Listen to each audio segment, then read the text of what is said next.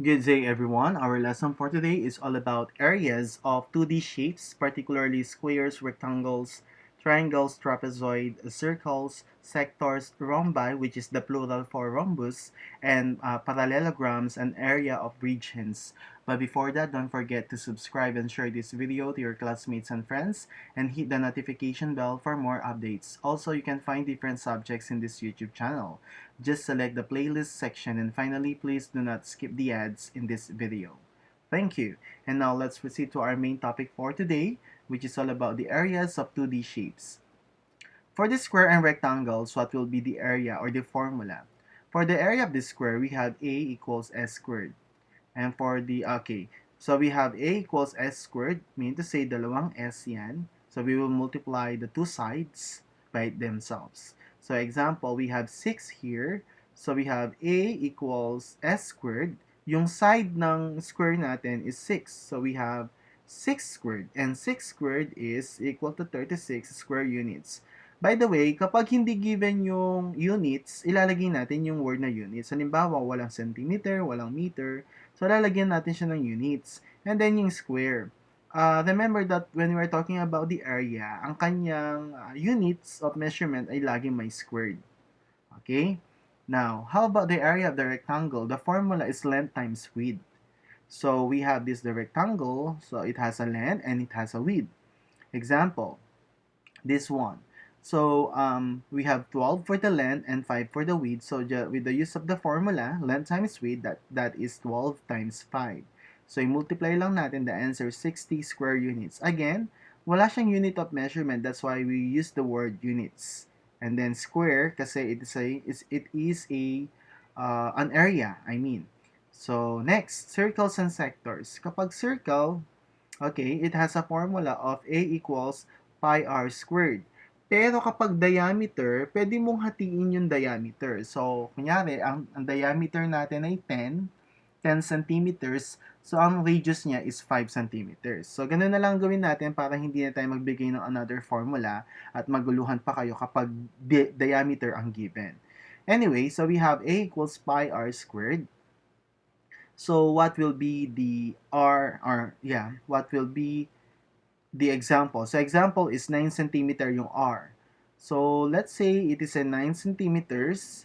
So, we will just substitute 9 to the R, and that will become pi 9 squared. 9 squared is 81 pi square centimeter. So, as you can see, hindi na niya kinuha yung pi. But, on the other hand, if your teacher required you to solve with the pi, yung pi, equivalent siya sa 3.14. So, imumultiply lang natin si 81 times 3.14. Ang makukuha mo is 254.34 square centimeter. So, that will be the final answer here. So, ang circumference daw niya, ay ang area ng ating square, ng ating circle ay 81 pi square centimeter, or it has an area of 254, okay, 254 point 34 square centimeters. Sa pagsusulat ng square, pwedeng square centimeter or yung centimeter na may squared sa taas. So, pwede rin naman yan. It's up to you kung alin sa dalawa yung pipiliin mo. Okay? Alright, next. Sector area. For the sector area, meron tayong formula na arc over 360 pi r squared. Okay, yung arc, kukunin natin yung kanyang degree over, i-divide natin siya sa 360 pi r squared. Tandaan nyo, yung sector, ito yan. Halimbawa, ito. This is the arc, no? Yung i-highlight natin yan, ito yung kukuhanan natin, itong parang pizza na yan. Yan yung kukuhanan natin ng area. Ano ang area niyan? At ang formula is arc over 360 pi r squared. Ngayon, let's say that our degree is 120 and the radius is 9 centimeter. So if it is 120, that is 120 divided by 360. Okay, pi, I'm sorry, but may g dito. That is pi 9 squared equals 27 pi, sorry. So, ba't may G? Okay, wala po ito, no? Alisin natin. I-cancel ko siya. Wala po iyan. So, that is 120 divided by 360. Okay? And what is your answer if that is 120? 120 divide 360. Okay? And then multiply it to 9 squared. What is 9 squared? That's 81. So multiply it to 81 and you will get 27 pi square centimeter. Again, it's up to you if you will multiply the value of pi to 27 to have a number that is square centimeter. Or kung ayaw mo na, pwede namang pi, nakalagay na lang si pi beside the number of your area, which is 27. So it is depends on the instruction of your teacher. Okay? Next is triangles and trapezoids. The formula for the triangle is A equals 1 half BH, or pwede siyang BH over 2. So, H is the distance from a vertex of the triangle perpendicular to the opposite side. Or it can be, we can say that H is the altitude of a given triangle. So, for the area of the trapezoid, A equals 1 half H B1 plus B2. So, as you can see, dito meron siyang B1 plus B2. So, this is H is the distance from B1 to B2 perpendicular to H based. So, ito siya. Ito yung itsura nila. No? So, magkaiba ang triangle sa trapezoid. Okay, a trapezoid is a quadrilateral. A triangle has 3 sides only. So, trapezoids, it has two parallel lines. Meron siyang, one pair of parallel lines. Okay? So this is the height, and then we have B1 and B2. Now let's have an example for triangles and trapezoid. For triangle, we have a height of 7 and 6 for the base. So we have 1 half BH. And then for this, we have 6 times 7, that is 42, times 1, that's 42. Divide by 2, 21 square units. Correct. For this one, we have 1 half H B1 and B2. It's up to you if alin yung B1 tsaka B2. Wala namang problema doon. Except yung age, dapat alam mo. So, age is equal to 8. Okay? So, 12 plus 6 is 18. So, we have 18 times 8. Tama ba? 18 times 8.